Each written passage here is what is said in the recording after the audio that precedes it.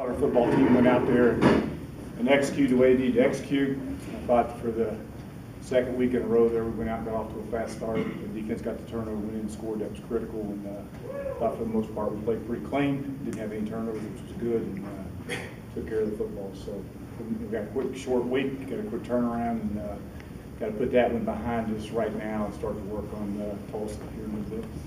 How do you bottle this and take it on the road, Doc? I knew I'd sure like to do it.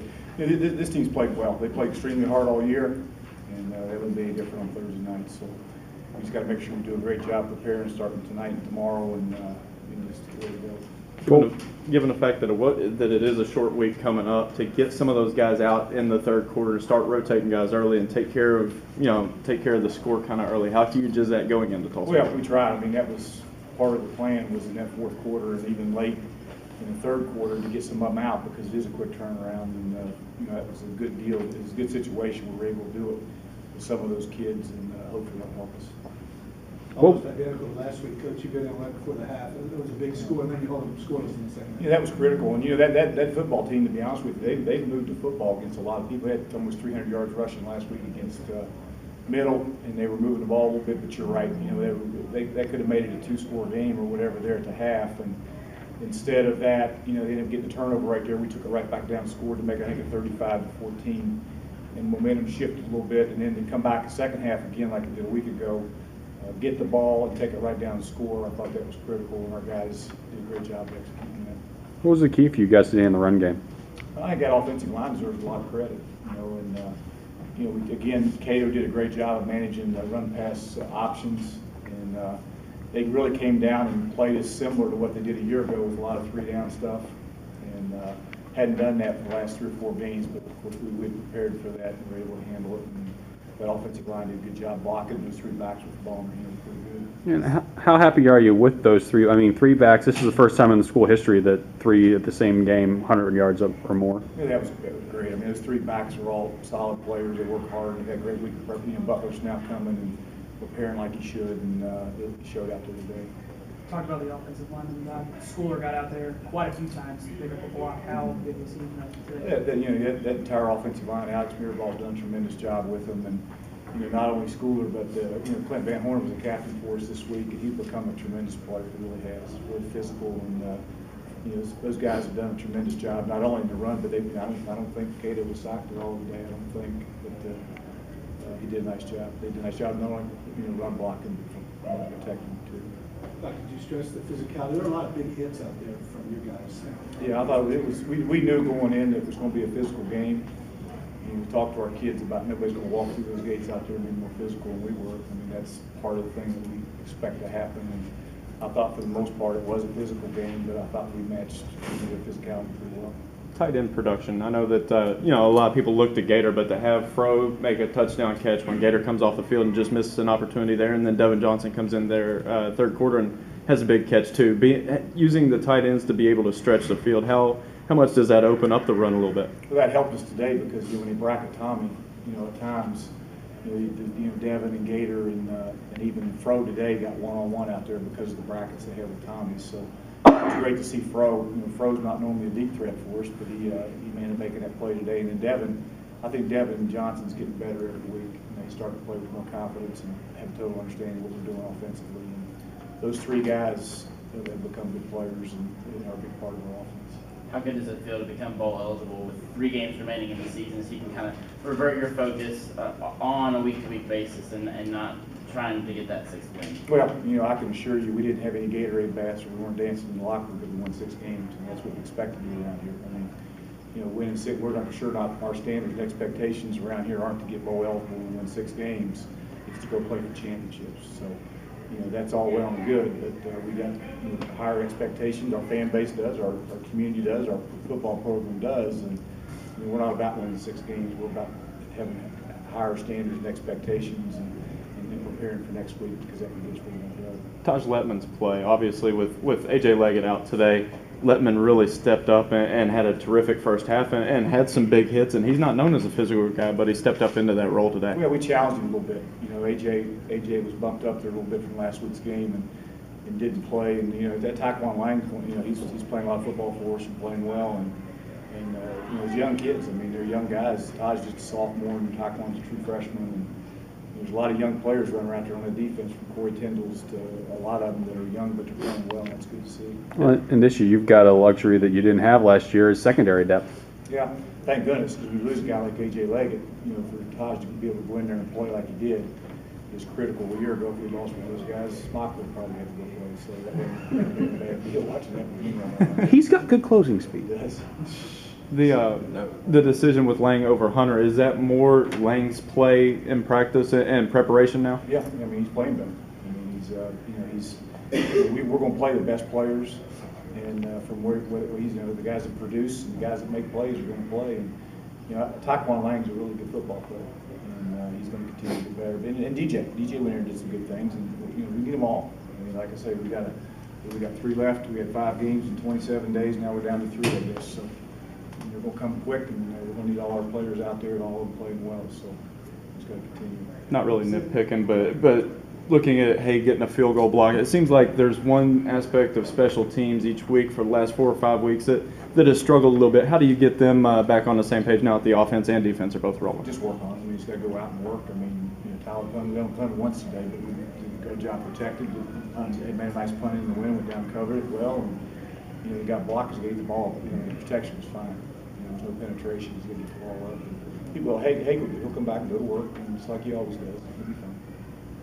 Is AJ just a precautionary thing? You hope to get him for Tulsa, or just kind of waiting and seeing? Leggett, is it a precautionary thing with the boot, or? Yeah, I mean, he should be back. It's not bad, but hopefully we got him back for Tulsa. We'll see. It'll be a short week, who knows. If we don't, we'll go play somebody else. Grooms continues to get better. I mean, that first run, how big of that is a confidence run, not only for him, but for S-Ray and Stu, to sort of set that tone there and get those guys off and running? Well, a healthy Grooms is a good player. He's getting healthier every week, and he was good today. And to see Stu get back in there and play like he's capable of playing, and Ezra's had a nice year. I mean, so that all 3 of those guys have done a good job. Remy wasn't there; he has death in his family. He had to go home, so the reason he wasn't out there today. So with the rest of them, Remy should be back tomorrow. And ready to go. With Kevin's injury and Stu's struggles, has the home run ball in the run game been something that's been kind of missing in the early part of the season that you guys are now really starting to get again late? Well, I mean, I think that Grooms, healthy Grooms is a home run hitter. I mean, we all know that. I mean, all what kind of player he is, and when he's healthy, I mean, he's got the ability to do that.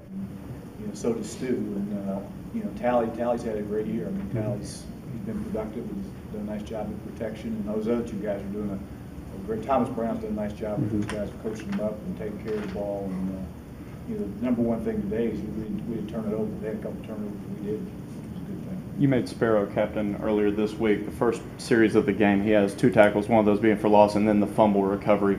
How do you see the players starting to respond to, okay, you get named the captain, and now it's your time to step up and shine a little bit? Well, I've never done that, and it's maybe the greatest thing I've ever done. I mean, you watch these kids develop as leaders, and you watch them, I mean, just the leadership that we have on this football team now, because the number of, I think we've had 14 or whatever captains we've had throughout the year. Van Horn showing up like he has, Sparrow, like you mentioned, for the first time, Jermaine Holmes.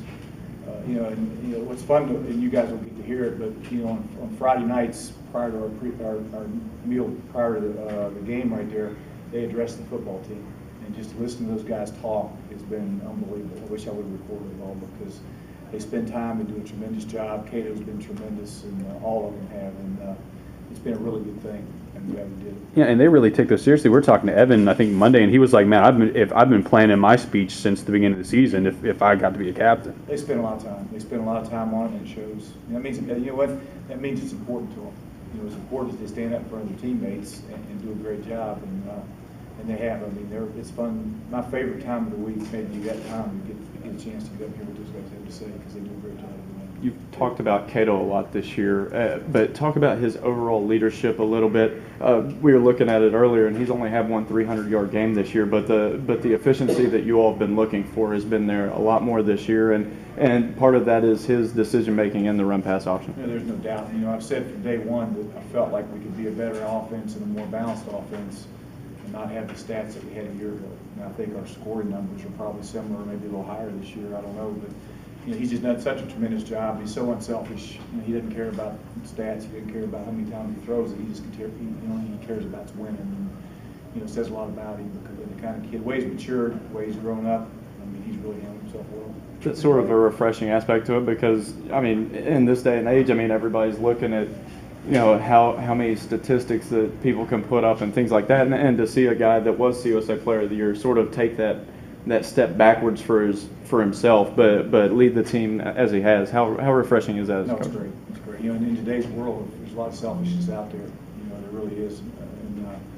And he is not in any way, shape, or form selfish in any way. It's fun to watch, and you guys have all witnessed the way he's grown up. He came in here an 18-year-old kid, and right now he's turned into a man. The way he handles himself, the way he handles the football team, and he's really, probably as a football coach, you get more satisfaction out of watching those kids the way they mature than maybe anything else. And he's been a pleasant surprise. Not surprise, he's been pleasant the way he handled himself.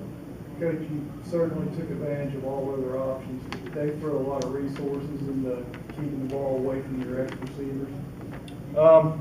They did, and they did a lot of bracket stuff, and I think that we ran the ball extremely well, Doug, and we were able to get the ball to the inside guys. You can't take away everything. Movement's a little bit banged up today. He'll be fine, but if we can score 58 or 59, whatever the hell we scored, and have whatever we do, I don't really care where the ball goes. To be honest with you, just make sure we get it at the right place and distribute it the way it needs to be distributed. And those guys. But I think Wilkins had a couple key first down pickups there, and I don't know the exact numbers of what those outside guys have. But I thought for the most part they were okay. Take us back 3 weeks ago. The offense, first 6 games of the year, it seemed like there was just one thing hit or miss. How big was that bye week toward getting this offense right? Yeah, I think they just continue. I don't know. I don't know if the bye week was the reason, but for the most part, you were a little slow starting at times. I thought we've gotten to where we're starting faster, and those guys they get better. They've gone out every week, and they've gone to work, and they've got better as players and better as an offensive football team. They just need to continue.